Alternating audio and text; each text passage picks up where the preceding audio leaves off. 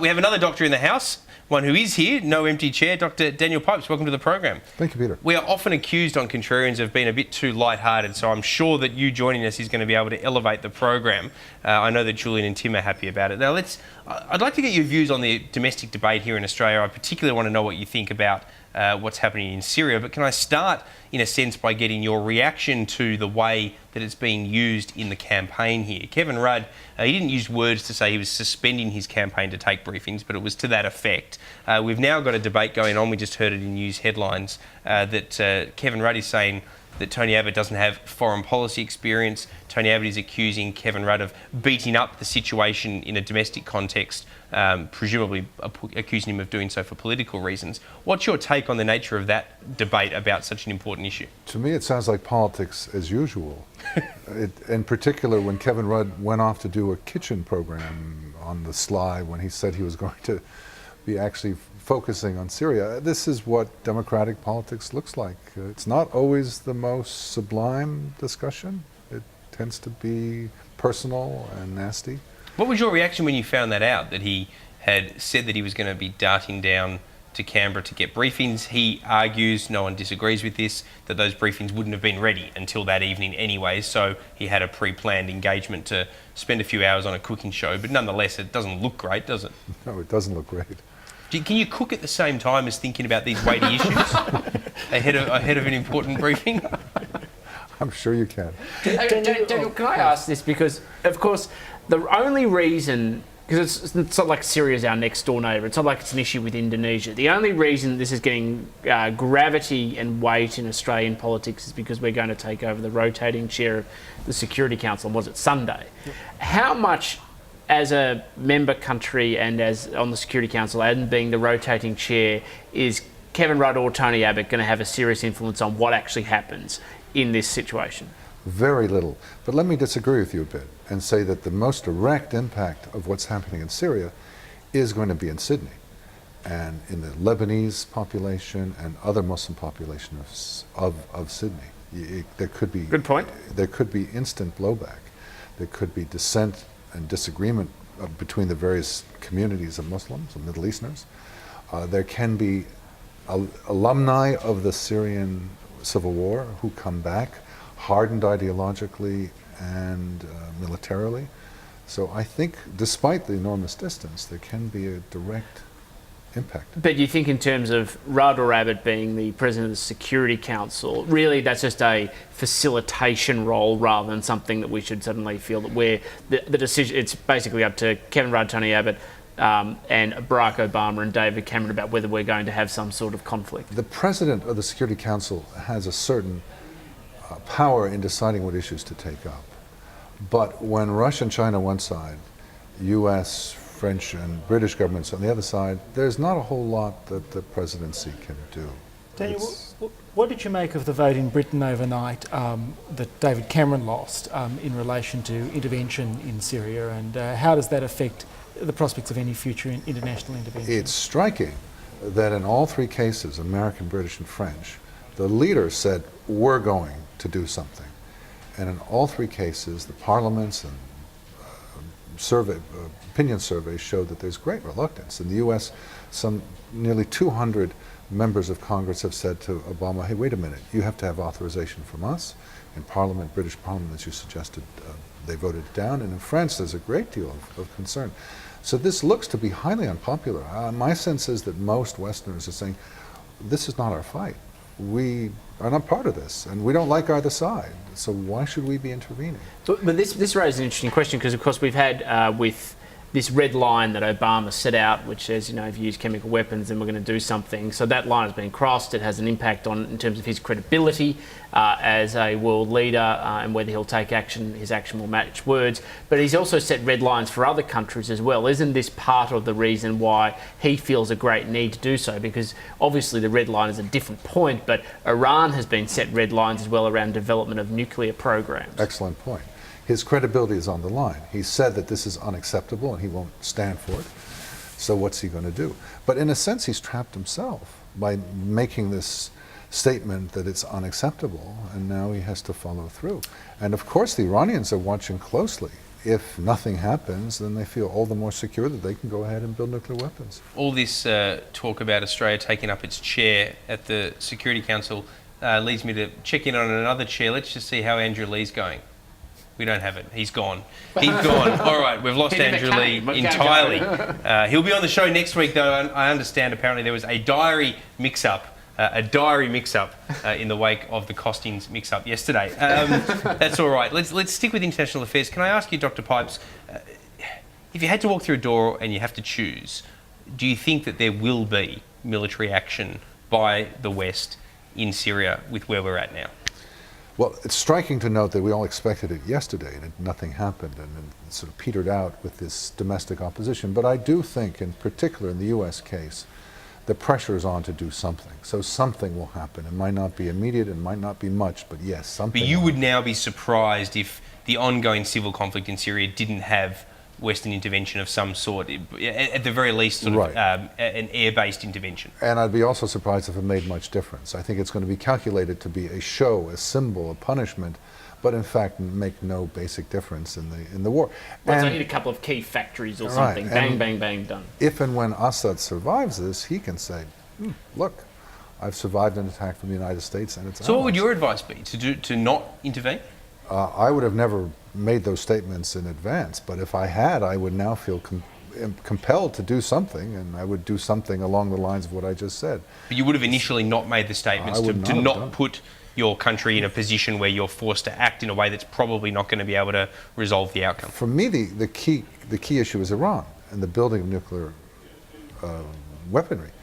I think everything is about Iran, so Syria is a sideshow. And the most important thing is to have credibility on Iran, to demonstrate to the Iranians that they better not go ahead with this. But I don't think the Western powers... I want to ask a question about Iran, because the interesting thing I think about Iran is, can you ever have enough credibility to stop them going ahead with it? Isn't the millenarian tendencies of their religious fervour such that they believe, or some people, some of the extremists within Iran believe, that you build a bomb to drop it to create a nuclear war? I mean, that's what millenarianism, their brand of millenarianism leads to, isn't it? Absolutely right, but they're not, as you suggested, they're not the only ones in power, and there are other concerns. And if there's any chance of stopping them, it would be fear on the Iranians' part that we, the West, will do something very damaging. What's happening in Syria is undercutting any such possible fear. Can I go back to Syria for a second? No, just one more question on Iran, because when I was still in full-time academia in WA, and one of my honours students did his thesis on millenarianism and Iran, and it was really it was the first time that I'd seen just how powerful some of the rhetoric, not just from the frontline figures that we see in the West, like Ahmadinejad, but the clerics within the organisation domestically.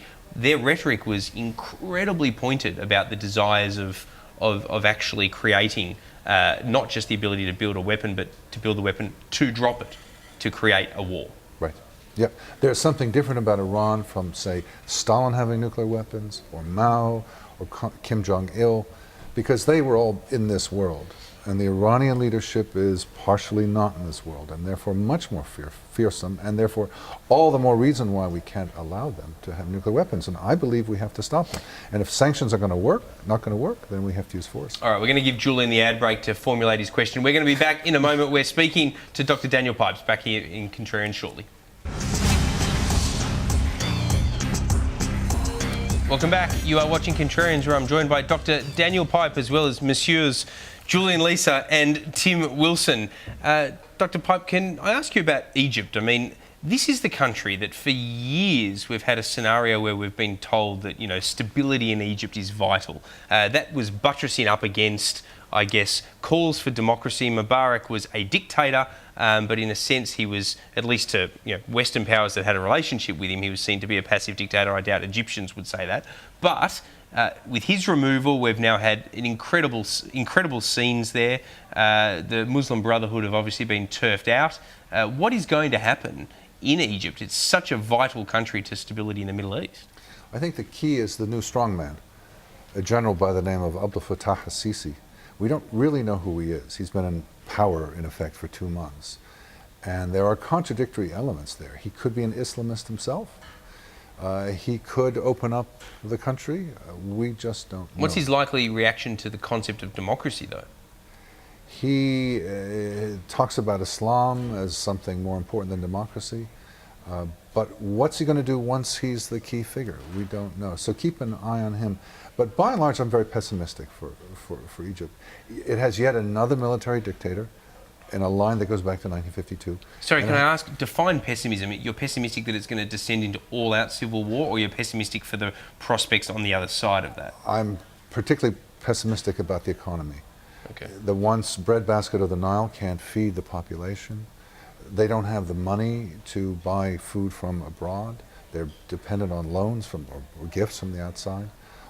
I don't know where this is going, but unless Sisi opens the system and gets rid of the archaic import substitution schemes that date back to the 1950s, I don't see how Egypt can feed itself, much less be part of a modern economy. Can I ask you about the position of the Coptic Christians in Egypt? There was a church apparently that has held Sunday services every Sunday for 1600 years. Yeah.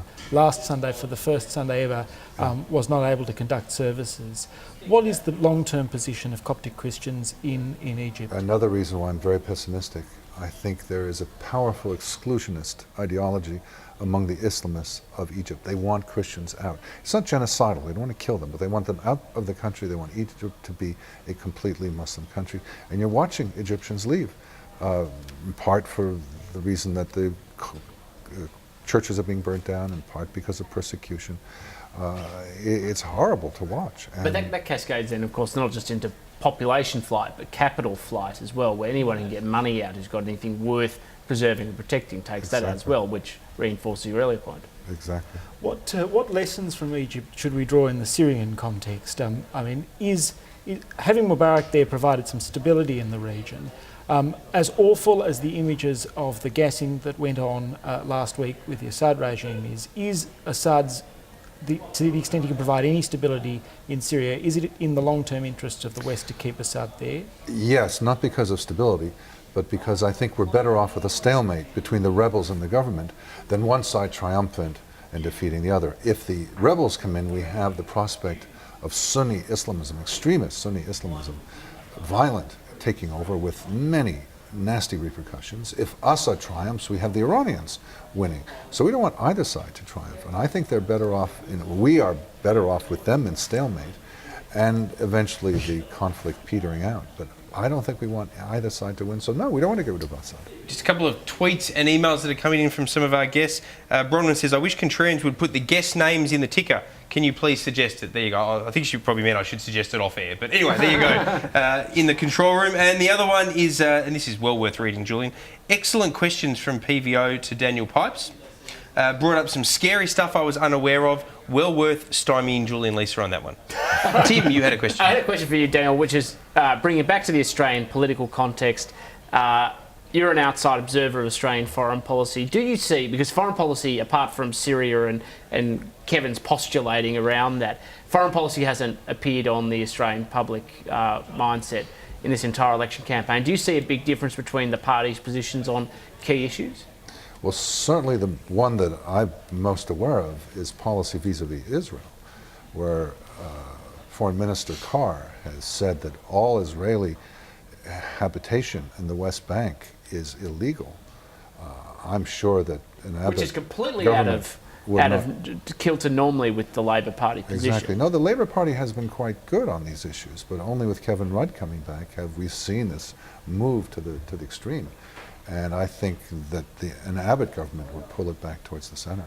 It's interesting because the main spruiker always of Israel inside the Labor Party has been a fellow by the name of Michael Danby, who's actually under serious threat by a fellow by the name of Kevin Eckendale, if anybody's interested in that contest, because it's the one I'm in, it's the electorate I'm in.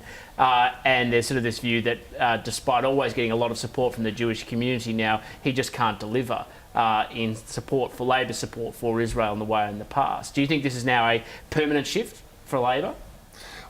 I don't or is know. it just I don't know. thought bubbles? Don't know enough about Australian politics to predict that, but I can say that internationally, one finds that the left-wing party is becoming cooler and cooler to Israel, and the right-wing party is becoming warmer and warmer.